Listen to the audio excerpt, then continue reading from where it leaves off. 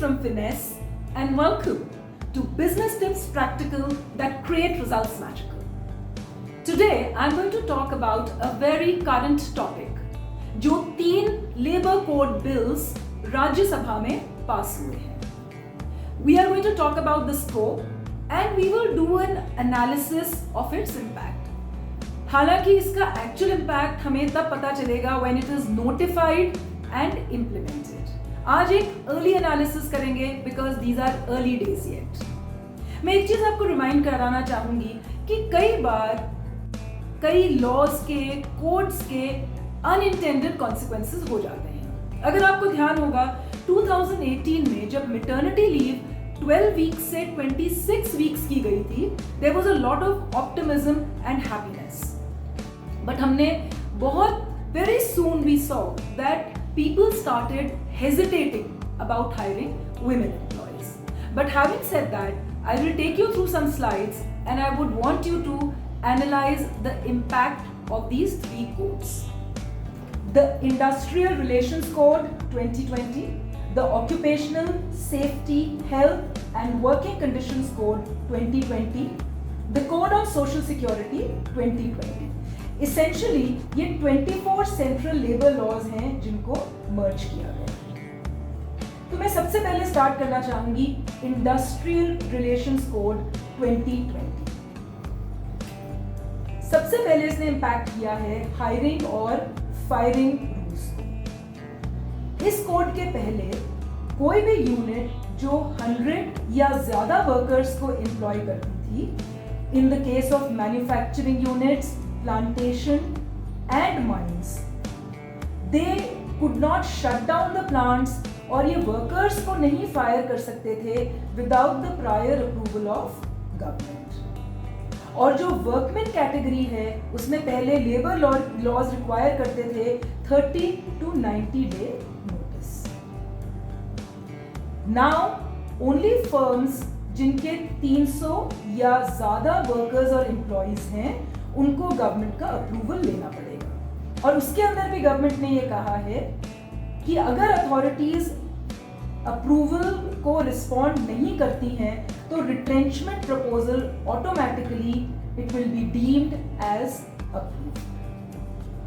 Basically इस code से क्या हुआ है कि hiring and firing of labour has become easier. तो जिस तरह का North American hire and fire model है अब वो इंडिया के अंदर एंटर कर जाएगा. ये माना जा रहा है क्योंकि जब बिजनेसेस को फ्लेक्सिबिलिटी मिलेगी, एंटरप्रेन्योर को फ्लेक्सिबिलिटी मिलेगी, वो अपने बिजनेसेस को रिकूप करेगा और ज्यादा जॉब्स क्रिएट होंगे ऑन अ नेट बेसिस.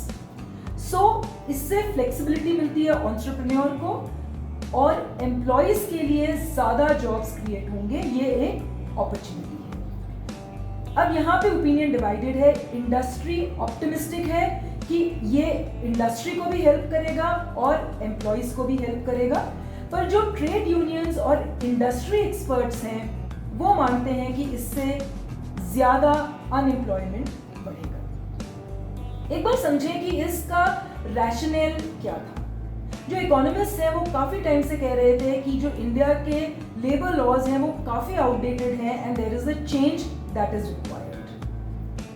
और ये जो स्ट्रिंजेंट हायरिंग फायरिंग रूल था जो कि अप्लाई किया जाता था to firms with 100 and more employees, ये एक एम्प्लॉयर के लिए बिल्कुल इम्पॉसिबल कर देता था to lay off any worker.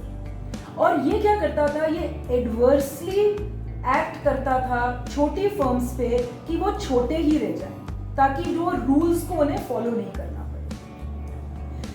In fact एक इकोनॉमिक सर्वे 2019 ने इस फिनोमेना को कहा था ड्वार्फिज्म.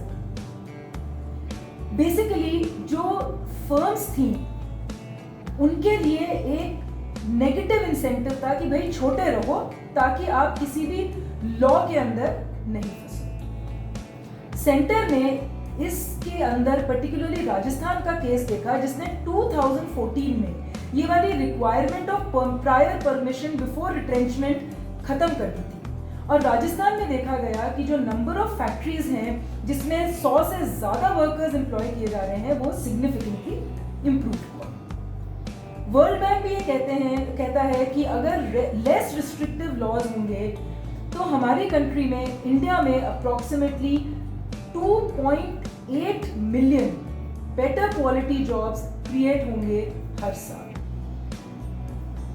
एनालिस्ट लेकिन थोड़े से स्केप्टिकल हैं, थोड़े से पेसिमिस्टिक हैं और वो कहते हैं कि जो लेबर राइट्स हैं वो बहुत ज़्यादा डाइल्यूट हो जाएंगे उन फर्म्स में जहाँ पे 300 से कम वर्कर्स हैं, क्योंकि अब स्टैंडिंग ऑर्डर्स की भी रिक्वायरमेंट, जो पहले 100 एंड मोर एम्प्लॉइज के ऊपर एक फर्म को लेना पड़ता था, अब 300 या उससे ज़्यादा एम्प्लॉइज जहाँ पे होंगे उन्हीं फर्म्स को स्टैंडिंग ऑर्डर लेना पड़ेगा। इससे क्या हुआ है कि जो एम्प्लॉयर है उसको बहुत ज़्यादा फ्लेक्सिबिलिटी मिल गई है हायरिंग और फायरिंग की।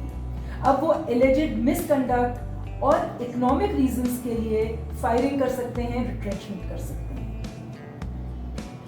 सो ये माना जा रहा है, कई एक्सपर्ट्स कह रहे हैं कि एम्प्लॉयमेंट सिक्योरिटी बिल्कुल खत्म हो जाएगी। तो ये दो व्यूज हैं इसके बारे में। नेक्स्ट हम बात करते हैं फिक्स्ड टर्म एम्प्लॉयमेंट की।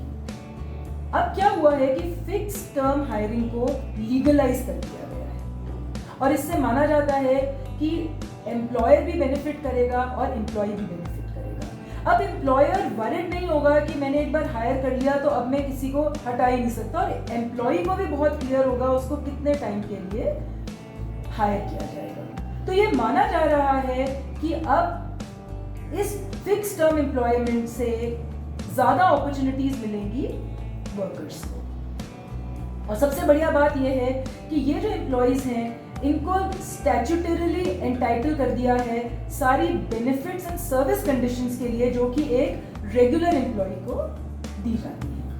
इनफैक्ट जो ग्रेच्युटी का बेनिफिट है वो एक फिक्स टर्म एम्प्लॉय को 1 साल पर भी दिया जाएगा, जो कि रेगुलर एम्प्लॉय के केस में 5 साल है। नेक्स्ट हम बात करेंगे स्ट्राइक की। तो जो इंडस्ट्रियल रिलेशन कोड है उसने एक नई कंडीशन रखी है फॉर वर्कर्स जो स्ट्राइक पे जाना चाहते हैं। अब यूनियंस को 60 डेज का नोटिस देना पड़ेगा before going on strike, and if by chance उनकी कोई भी प्रोसीडिंग्स पेंडिंग है किसी लेबर ट्रिब्यूनल के सामने या नेशनल इंडस्ट्रियल ट्रिब्यूनल के सामने, वर्कर्स तभी स्ट्राइक पे जाएंगे जब ये प्रोसीडिंग्स कंक्लूड हो जाएंगी उसके 60 दिन के बाद। So worker can not go on a strike for 60 days after the proceedings are concluded. और ये कंडीशंस हर इंडस्ट्री के लिए एप्लीकेबल हैं। पहले क्या होता था कि जो वर्कर था वो स्ट्राइक पे जा सकता था 2 से 6 वीक के नोटिस पे, पर अब ये बिल्कुल नहीं जा सकता है। तो जो फ्लैश स्ट्राइक्स हैं वो भी ऑटोमेटिकली खत्म हो जाती है। तो जो लीगल स्ट्राइक्स हैं अब वो काफ़ी मुश्किल हो जाएंगी।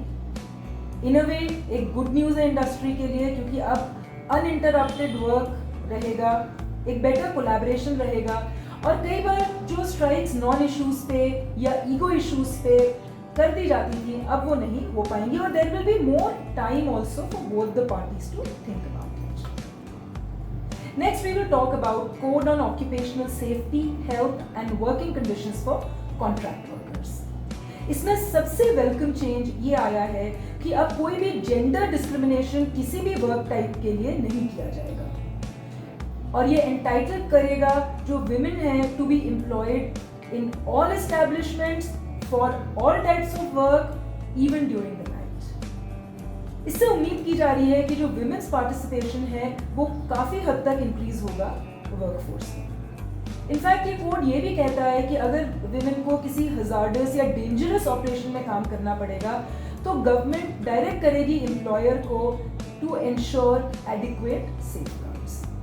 Another very welcome change is कि अपॉइंटमेंट लेटर अब मैंडेटरी हो गया है at the time of hiring. ऐसा पहले नहीं था। इससे एक जबरदस्त सेफ्टी नेट मिलेगा एम्प्लॉयज को। बिजनेस को फर्दर फैसिलिटेट करने के लिए अब ये कोड कहता है कि एक सिंगल लाइसेंस रिक्वायर्ड होगा फॉर ऑल कॉन्ट्रैक्ट हायरिंग। ये एक मेजर इंप्रूवमेंट है, क्योंकि पहले क्या होता था कि कॉन्ट्रैक्टर्स को मल्टीपल लाइसेंसेस लेने पड़ते थे अगर ये लोगों को अलग अलग जगह से हायर करते थे। एक और अच्छी चीज़ जो इस कोड में है वो ये है कि ये स्टेट गवर्नमेंट को एम्पावर करती है कि जो स्टेट गवर्नमेंट है वो किसी भी नई फैक्ट्री को एग्जेम्प्ट कर सकती है from the provisions of the code to create more economic activity and jobs. तो ये अच्छी फ्लेक्सिबिलिटी है।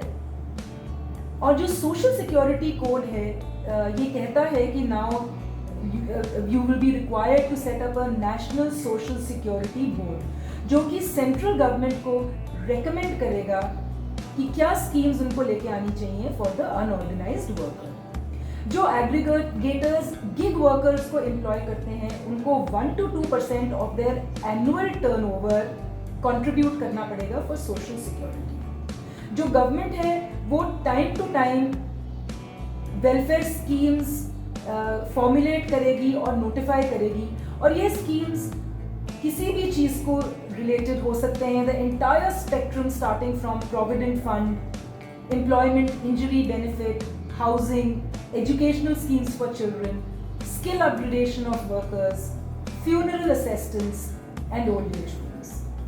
और जो गवर्नमेंट है ये टैप कर सकती है कॉर्पोरेट सोशल रिस्पॉन्सिबिलिटी फंड्स को जो कि कंपनीज एक्ट 2013 में लागू किया गया। तो काफ़ी सारी चीज़ें हैं। अगर अपन देखें occupational safety, health and working condition code को, जैसे ESIC एक्सटेंड हो गया है to plantation workers, appointment letter like I told you has been made compulsory, free annual health checkup has been introduced, bipartite safety committee has been introduced for establishments in factories, mines and plantations in cases of hazardous.